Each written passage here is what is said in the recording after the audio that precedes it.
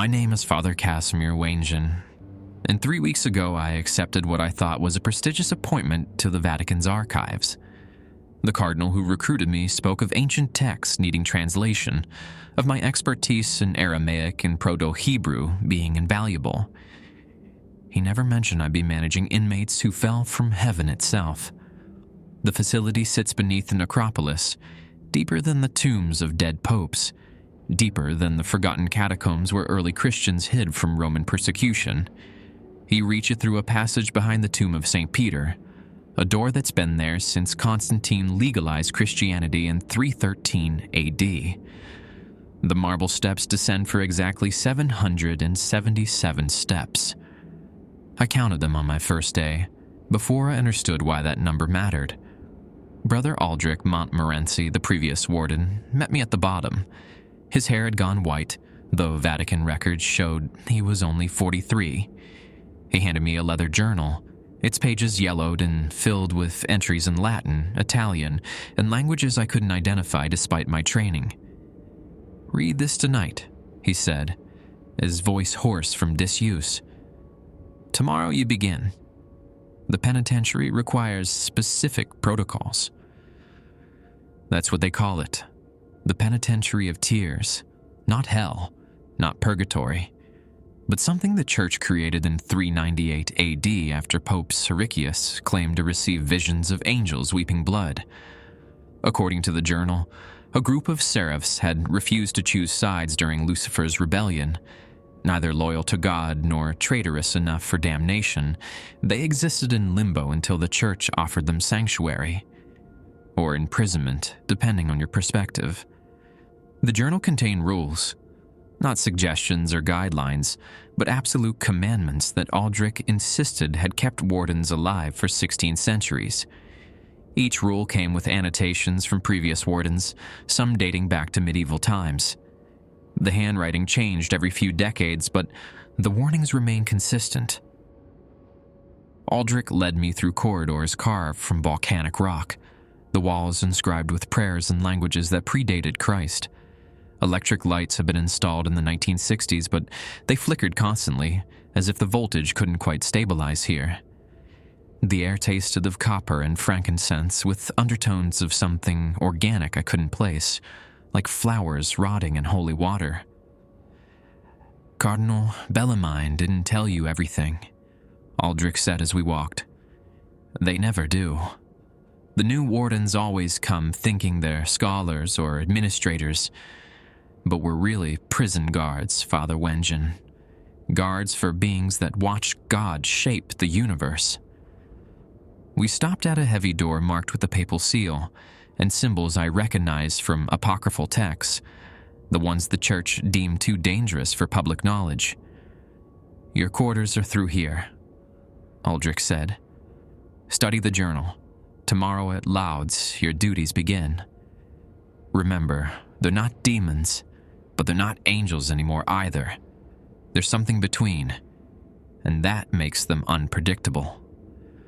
He left me there with the journal and a ring of iron keys that felt too cold against my skin. The journal's first entry was dated 1847, written by a warden named Father Bonaventure Krasicki. "They speak when Saturn aligns with Venus. Do not listen. The words are not lies, but truths we were never meant to know." I spent that night in my quarters, a stone cell with a narrow bed, a desk, and a crucifix that seemed older than the Vatican itself. The walls bore scratch marks, some forming words in dead languages. One phrase in Gothic script caught my eye. "They remember the first morning." At 3 a.m., the bell for Lauds echoed through the stone. I dressed in the simple cassock Aldrich had left and made my way to the prison proper. The entrance required 3 keys turned simultaneously while reciting the Nicene Creed in its original Greek. The mechanism clicked, and massive doors swung inward on hinges that made no sound. The first thing I noticed was the singing. It wasn't hymnal, nor was it screaming. The sound existed somewhere between, like a choir trying to remember a song they'd forgotten. 7 cells lined the corridor, each sealed with iron doors, bearing a single viewing slot at eye level. Names were etched above each door, not their angelic names, which Aldrich warned could never be spoken aloud, but designations: Primus, Secundus, Tertius, and so forth. A leather folder waited on a podium near the entrance. Inside, I found the rules Aldrich had mentioned, written in Pope Syria's own hand and preserved under glass. The 7 observances of the penitentiary. 1. Morning inspection occurs at lots. Count each prisoner through the viewing slot. Never open a door if the count exceeds 7. 2. Feed them blessed bread and wine mixed with water from the Jordan River at Terce, Sext, and Compline. Place the tray in the antechamber. Never hand them anything directly. 3. They may request items, books, musical instruments, art supplies. Grant these unless they ask for mirrors, weapons, or anything made of pure gold. 4. On Fridays, they are permitted 1 hour in the Chapel of Contrition, only one at a time. The order must rotate. Quartus has not had a turn in 3 centuries. There are notes explaining why. 5. If they speak of the time before creation, cover your ears and recite the litany of saints until they stop. 6. Should you find feathers, collect them with iron tongs and burn them immediately. Never touch them with bare skin. 7. If the lights fail during inspection, do not proceed. Return to your quarters and wait for dawn. The folder contained additional notes from various wardens. One from 1922 simply read, "Septimus knows about the war before it happens. Do not ask him about the future." Another from 1348. "During plague years, they weep more frequently. The tears corrode metal. Use glass containers." The singing stopped. The silence that followed felt heavier than the stone above us. My first inspection began at Primus. Through the viewing slot, I saw what my mind struggled to process. The figure inside stood 7 feet tall, its form shifting between states, sometimes solid flesh, sometimes translucent like stained glass with light passing through. Where wings should have been, scarred stumps move with phantom muscle memory. "Father Wengren," it said without turning, "your predecessor left us quite suddenly." I didn't respond. Aldrich's notes warned that conversation during inspection violated protocol. I marked Primus as present and moved on. Secundus sat cross-legged on the floor, drawing patterns in what looked like ash. The designs hurt to perceive directly. My eyes kept sliding away from them. When I peered through the slot, Secundus looked up with eyes that contained too many colors, shades that didn't exist in mortal vision. "The earthquake comes in 6 days," Secundus said conversationally. "Small one. Naples only. 43 dead." I made my count and continued, my hands already trembling. Tertius was weeping. The tears sizzled against the stone floor, leaving small pockmarks. A collection of glass vials sat in the corner. Previous wardens had been collecting the tears for reasons the journal didn't fully explain. Something about holy water that burns demons and angels alike. Quartus's cell was different. Additional locks covered the door, and symbols I didn't recognize were carved deep into the metal. The viewing slot had been welded shut. A note tacked beside it in Aldrich's handwriting said, "Count by listening for breathing. 3 breaths mean present. More or fewer means compromise." I pressed my ear to the door and counted. 1 breath. 2. 3. But nothing for exactly 60 seconds. I marked present and moved away quickly. Quintus appeared the most human, an elderly man with a beard like spun silver. He sat reading a Bible, though the pages turned themselves. When he sensed my presence, he smiled with too many teeth. "The Gospel of Judas makes more sense in the original," he said. "Would you like to know what Christ really said in the garden?" I didn't answer, but my curiosity must have shown. "Your thoughts are loud, Father. We heard them before we fell. That's why we couldn't choose. We knew both sides' arguments before they made them. Sextus was singing again, that half-remembered song. The melody made my teeth ache and caused the electric lights to pulse in rhythm. Through the slot, I saw it had covered every surface of its cell with written text. Not graffiti, but mathematical equations that connected in spirals across walls, floor, and ceiling. It's trying to calculate the exact moment of its fall, Quintus called from his cell. Been at it since the Renaissance. Gets closer every century. Septimus was standing directly at the viewing slot when I reached the seventh cell. Its face was inches from mine, and I saw my reflection multiplied infinitely in its pupils. "You have questions," it stated. I did, but I closed the slot and completed my inspection, noting all 7 present and accounted for. The feeding routine at Terrace proved more complex than the rules suggested. Each prisoner required specific preparations, details accumulated over centuries and recorded in the journal's margins. Primus only accepted bread baked with wheat from Bethlehem. Secundus needed wine from grapes grown in Eden's theoretical location in Iraq.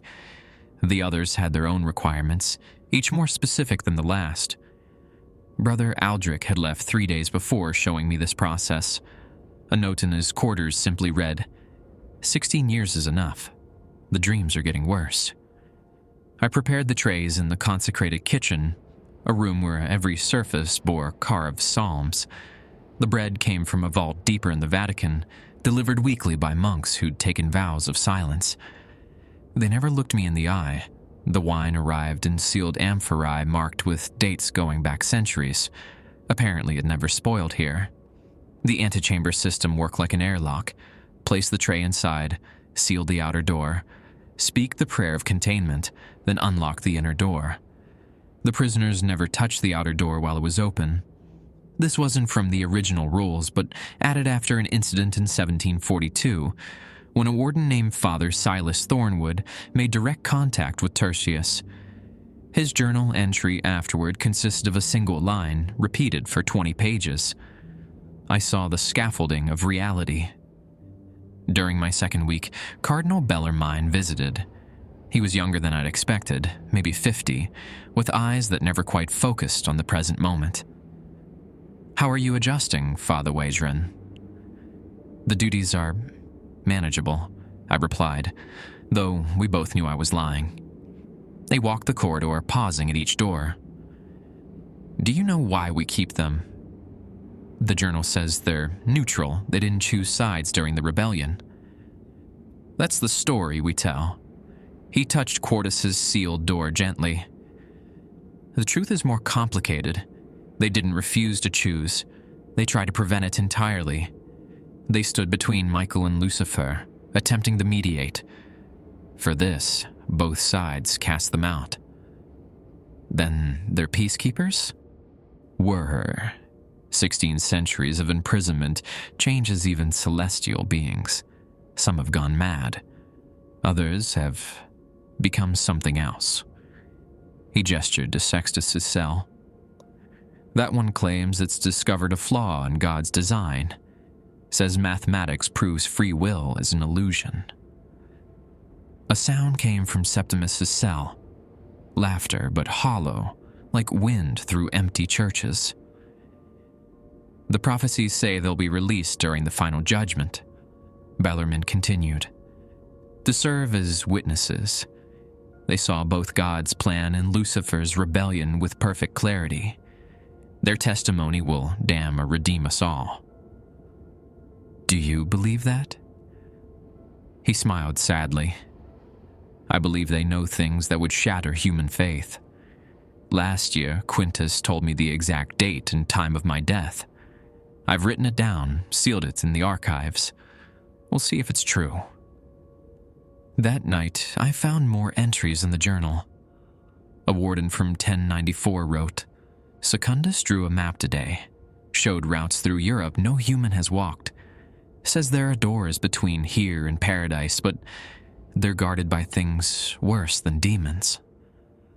Another from 1635. Primus claims it remembers when God spoke the first word. Says it sounded like screaming and birth cries combined. I've started wearing wool in my ears during morning inspection. The most disturbing entry came from 1961. Found Father Benedetto in Cordis' cell this morning. The door was still locked from outside. He'd been turned inside out but was still alive, whispering about the architecture of halos. Had to put him out of his mercy. Vatican covered it up as heart attack. New locks installed. By my third week, I noticed changes in myself. My dreams filled with images of impossible cities, structures that predated Earth's formation. I'd wake up with words and languages humanity had never spoken on my lips. During Mass in the upper chapel, I'd hear the prisoners singing along from below, their voices harmonizing with hymns in ways that made the choir boys weep without knowing why. The worst part was the growing certainty that they weren't prisoners at all. We were. They'd chosen to be here, waiting for something, and whatever they waited for was getting closer. The first Friday came, and with it the chapel rotation. According to the ledger, it was Tertius's turn. The Chapel of Contrition sat adjacent to the main corridor, a circular room with no windows, lit by candles that burned without consuming wax. The altar held no cross, only a piece of stone that allegedly came from the throne room of heaven itself. I unlocked Tertius's cell using the specific sequence outlined in the journal. Bottom lock counterclockwise twice, middle lock clockwise once, top lock counterclockwise until it clicked. The door opened silently. Tertius stood waiting, its form more stable than during my inspections. Up close, I could see the scars where its wings had been severed, not torn or burned, but surgically removed with precision that suggested ceremony rather than violence. "Thank you, Father," it said, voice like wind chimes made of bone. "Shall we proceed?" I led it to the chapel, maintaining the prescribed 3-meter distance. The journal warned against walking too close, something about their presence affecting human electromagnetic fields causing heart arrhythmias and temporal displacement. Inside the chapel, Tertius moved directly to the altar stone and placed both hands on it. The temperature dropped 20 degrees instantly. Frost spread across the walls in patterns that resembled Hebrew letters. "Do you know what this is?" Tertius asked, not turning around. I remained silent, remembering the protocols. "It's not from heaven. It's from before, from the place where he practiced creating." Tertius traced fingers along the stone surface. 7 attempts before this reality. We remembered them all. That's why we couldn't choose. We'd seen him fail before. The candles flickered, the flames turning blue, then white, then colors that shouldn't exist. Through the walls, I heard the others stirring in their cells. They always knew when one of them was in the chapel. "Your predecessor, Aldrich, asked me once why we don't escape," Tertius continued. "The locks are symbolic. We could leave whenever we wished. But we're waiting." "For what?" The question escaped before I could stop it. Tertius turned and I saw its true face. Not the shift in form from the cell, but something that existed in more dimensions than human eyes could process. My vision fractured, showing me multiple versions of the same moment. "For the 8th, it said. There were 8 who stood between the armies. 7 are here. When the last arrives, the mediation can resume." "Where's the 8th?" "Walking the earth, looking for us. It's been searching since Constantinople fell, getting closer each century." Tertius smiled, an expression that made my nose bleed. "Your Vatican thinks it controls us, but we guided them to build this place. A beacon for our lost brother." The hour ended. I escorted Tertius back, my head pounding with images I couldn't fully recall.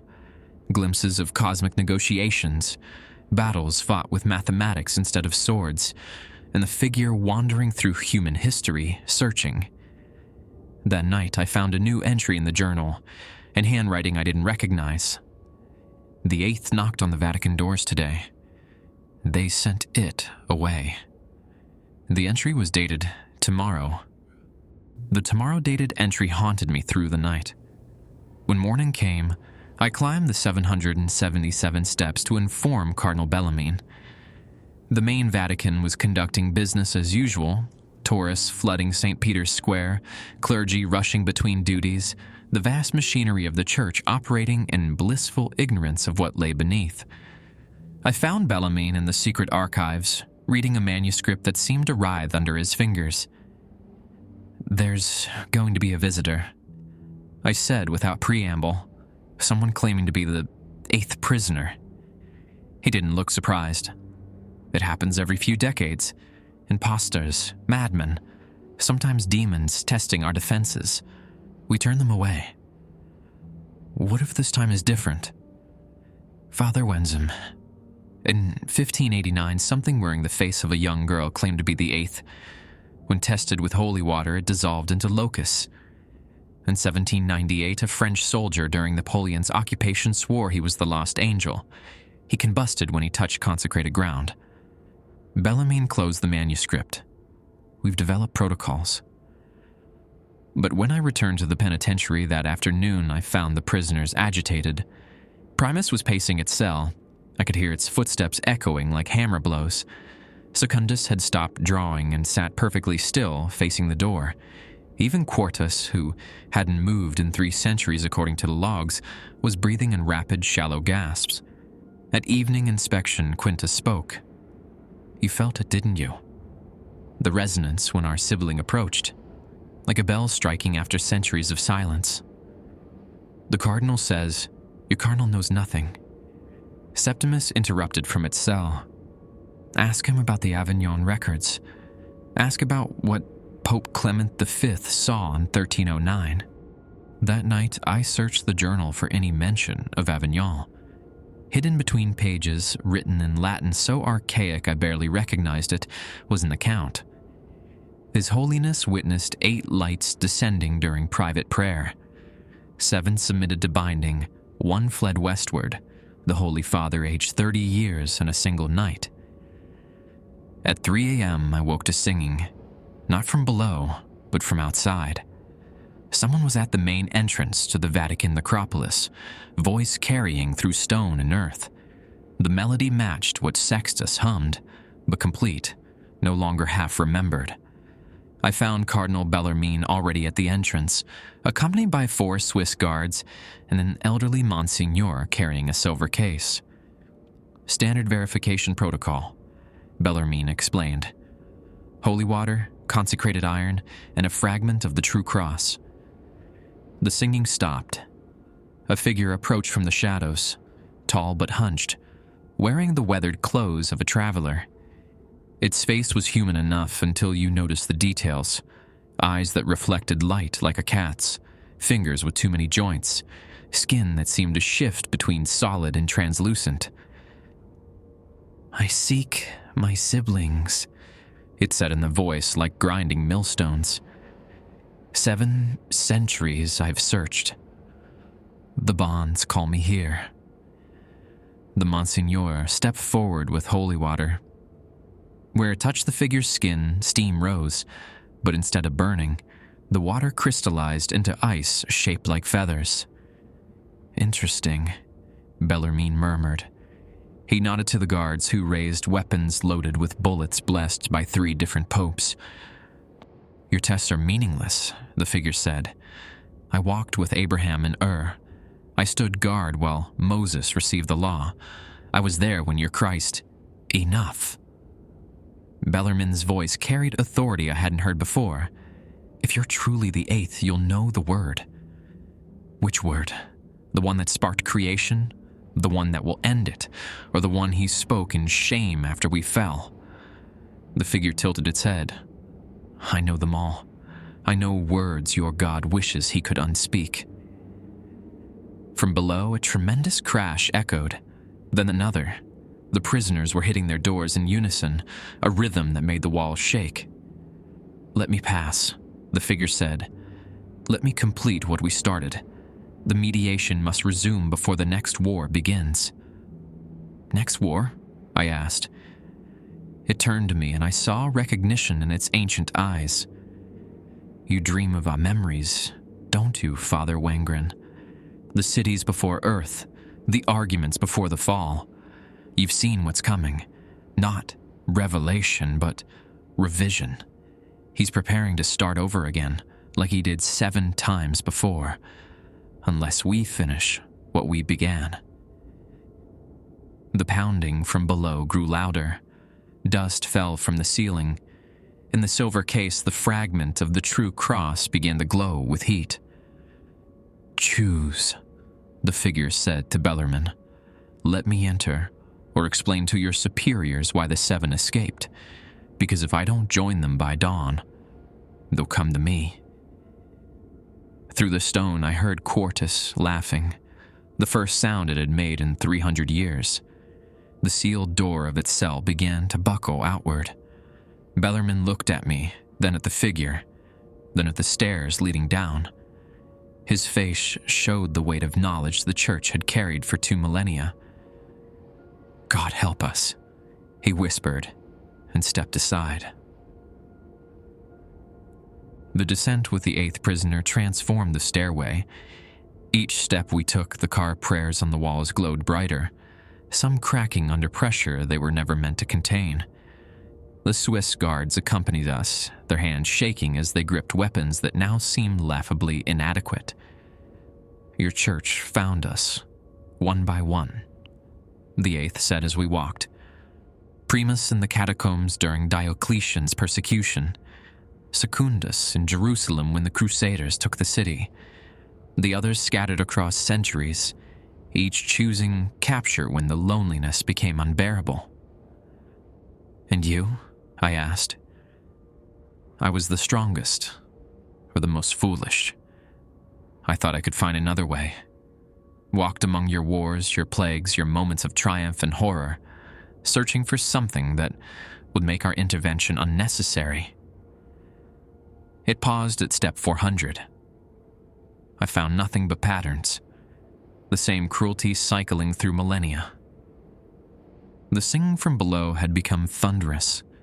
When we reached the bottom, the iron doors of all 7 cells were glowing cherry red.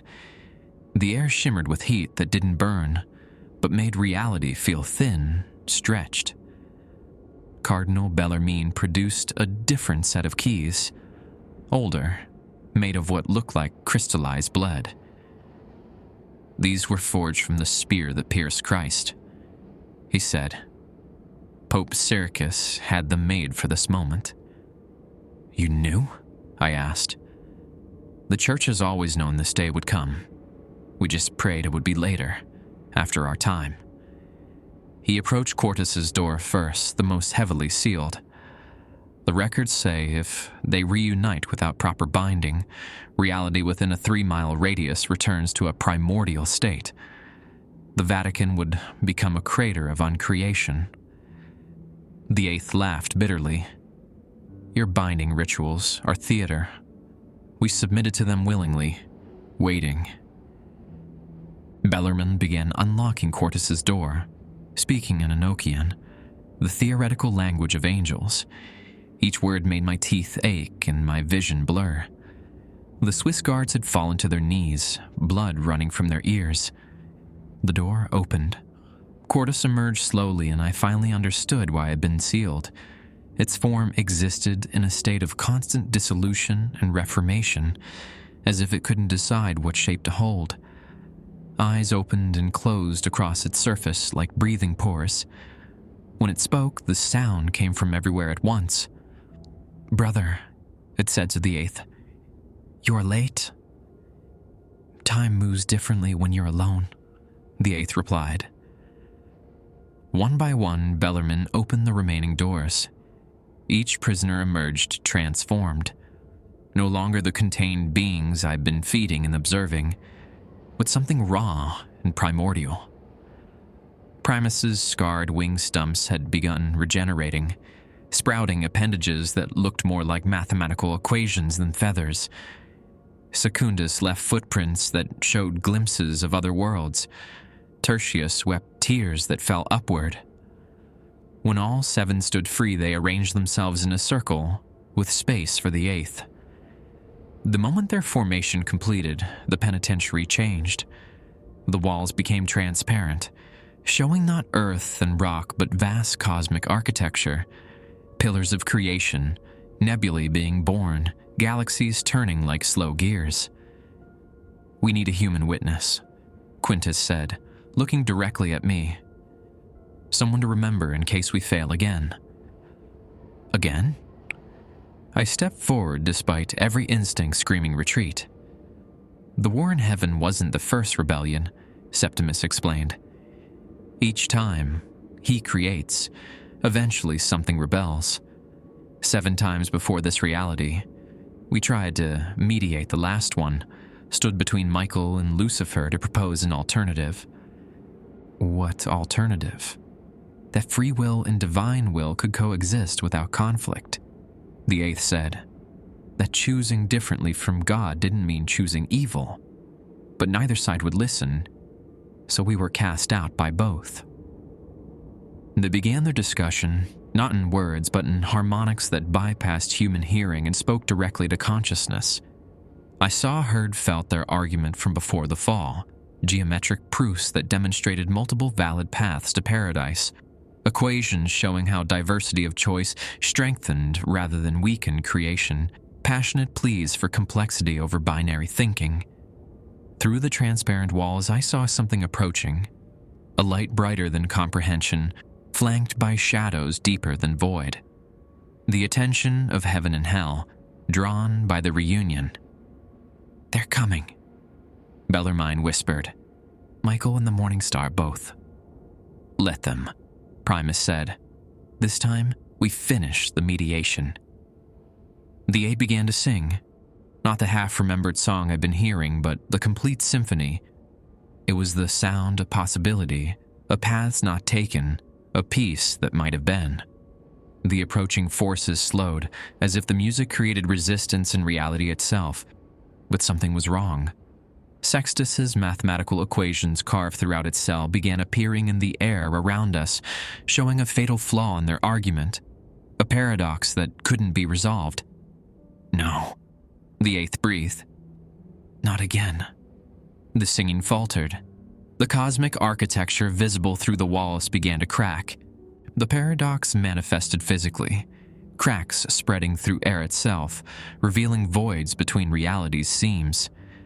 Sextus frantically tried to recalculate, its form flickering between states as numbers poured from its mouth in languages that predated speech. "The variable," it gasped. "We're missing a variable." Through the transparent walls, 2 figures materialized. Michael appeared as tradition imagined, terrible and beautiful, armor forged from righteousness itself. But Lucifer, he looked tired, just tired, like someone who'd been fighting the same argument for eternity and knew it would never end. "Still trying to play peacemaker?" Lucifer asked the 8. His voice carried no malice, only exhaustion. "It didn't work before the fall. It won't work now." "Because you wouldn't listen," Cordus responded, its form stabilizing in the presence of the 2 powers. "Either of you." Michael's sword materialized, not metal but condensed authority. "You stand between divine order and necessary rebellion. There is no between. There never was." "That's the paradox," I said, understanding flooding through me. Everyone turned. Angels, fallen angels, cardinal, the beings that were neither. "You're trying to solve something that requires the problem to exist." Sextus stopped calculating. "Explain." "Your mediation, it assumes the conflict is wrong. But what if the conflict itself is the answer? What if free will requires the eternal tension between order and rebellion?" The 8th moved toward me, its borrowed human form rippling. You're suggesting we were cast out not for failing, but for trying to end something that must continue? Look at humanity. I gestured upward, toward the Vatican above us. We thrive in the tension, saints and sinners creating beauty from the struggle between divine inspiration and mortal desire. Maybe you weren't meant to mediate. Maybe you were meant to demonstrate that the space between absolutes is where creation actually happens. Bellarmine dropped to his knees. "Heresy," he whispered, but his eyes showed he knew I was right. Lucifer laughed. Genuine, surprised laughter. The human sees what we couldn't. We were so focused on ending the war, we never considered the war itself might be necessary. Not war, Michael corrected, lowering his sword slightly. Balance. Eternal balance maintained through opposition. The 8 looked at each other, 16 centuries of imprisonment suddenly recontextualized. They hadn't failed their mission. They'd misunderstood it entirely. "Then what are we?" Tercia asked, its upward falling tears slowing. "Proof," I said. "Living proof that there's space between absolute good and absolute evil. You're not mediators. You're the middle ground incarnate. The fact that you exist, neither fully fallen nor fully loyal, proves the binary is false." The cosmic architecture visible through the walls began to shift, reorganize. The cracks sealed, but not by healing, by incorporating themselves into the design, flaws becoming features. "The penitentiary," Primus said slowly, "was never a prison. It was a sanctuary, a place for the middle path to exist." The church knew. Bellarmine stood, his face pale but resolved. "The secret archives. There are documents. Pope Siricius didn't imprison you. He offered you refuge, a place to exist without choosing sides." Secundus returned to drawing, but now the patterns made sense. They were maps of the spaces between heaven and hell, the infinite gradients of moral complexity where most of existence actually occurred. "So what now?" the 8th asked. "Do we return to our cells?" "Or," Lucifer suggested, and his tone carried something I'd never expected, hope. "You could do what you were meant to do. Not mediate between us, but show others that the space between us exists, that choosing neither absolute order nor absolute rebellion is itself a valid choice." Michael nodded slowly. "The humans are approaching something, a time when they'll have power approaching ours. They'll need examples of the middle path." The 8 began conferring in their harmonic language. Through the walls, I saw the cosmic architecture settling in the new patterns, not the rigid geometry of heaven or the chaotic spirals of hell, but something organic, growing, alive with possibility. "We'll stay," Quintus announced, "but not as prisoners, as teachers. The faithful need to know that doubt isn't damnation, that questioning isn't rebellion, that the space between absolute faith and absolute rejection is where most of humanity lives, and that's acceptable." Lucifer and Michael exchanged a look, the first non-hostile glance between them since before time began. "Then our business here is done," Michael said. Both figures began to fade. "For now," Lucifer added, and winked at me before disappearing entirely. The walls slowly became opaque again, returning to stone, but something fundamental had changed. 6 months have passed since that night. The Penitentiary of Tears has a new name now, the Seminary of the Middle Path. Cardinal Bellarmine convinced the Pope to reclassify it, though only a handful of people know it exists. The 8 no longer live in cells, but in chambers they've modified to suit their natures. Primus transformed its space into a library containing books that were never written, stories of worlds where different choices were made. Secundus continues drawing, but now creates maps for souls lost between faith and doubt, showing them paths they never knew existed. Quartus, free from its sealed door, has become something unexpected, a counselor for priests experiencing a crisis of faith. Its constantly shifting form reminds visitors that uncertainty isn't weakness, but transformation. We have students now. Not many. The Vatican carefully selects them. Priests, theologians, philosophers who begun asking dangerous questions. They come thinking they'll find absolute answers. Instead, they find the 8, who teach them that questions are more sacred than answers. That doubt and faith can coexist like quantum particles, both states true until observed. I remain as Warden, though the title means something different now. I coordinate between the 8 and the Vatican, translate their lessons into language the Church can slowly, carefully begin to accept. Change comes slowly to institutions built on absolute truth. But it comes. The journal I inherited has become something else too. New entries appear without being written, testimonies from throughout history of those who walk the middle path, saints who doubted, sinners who showed grace, ordinary people who found sacred in the space between extremes.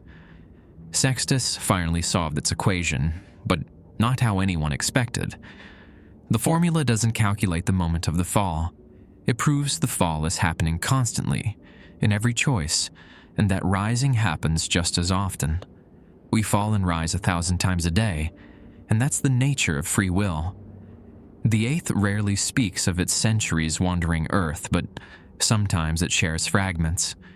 It walked with refugees fleeing wars, sat with plague victims questioning God's mercy, stood with scientists discovering truths that challenged dogma. It collected these stories like prayers, evidence that humanity had already discovered what the angels couldn't, how to live in the tension between absolutes. Last week, something unprecedented happened. A young priest from Brazil arrived, claiming he'd dreamed of this place for years. When he met Septimus, they both began weeping. Septimus later explained, the priest was descended from someone the 8th had saved during the Spanish Inquisition, a bloodline marked by their encounter. There are more out there, it says, humans touched by the middle path, carrying the potential to see beyond binary thinking. Pope Francis visited once, secretly. He spent 3 hours with Tertius in the Chapel of Contrition. When he emerged, he said only, "The Church must learn to hold paradox as sacred as we hold dogma." 2 weeks later, he issued an encyclical on the holiness of honest doubt that confused theologians worldwide. The nightmares I experienced those first weeks have transformed into something else. Visions of possibility. I see the cosmic architecture sometimes, not as opposing forces, but as a vast spectrum where every gradient has its purpose. Heaven and hell still exist, but between them stretches an infinite expanse where most of existence actually happens. Bellarmine told me yesterday that similar facilities exist in other faiths. A monastery in Tibet, a hidden mosque in Iraq, a temple in India, all protecting beings who refuse to choose sides in conflicts older than Earth. The middle path has always existed. We're just finally learning to see it. Tonight, as I write this final entry, I can hear them singing. All 8 voices in harmony. Not the half-remembered song of loss, but something new. A hymn for those who live between absolutes, who find sacred in uncertainty. Tomorrow, we expect new students. The work continues. The mediation never ended. It just changed form.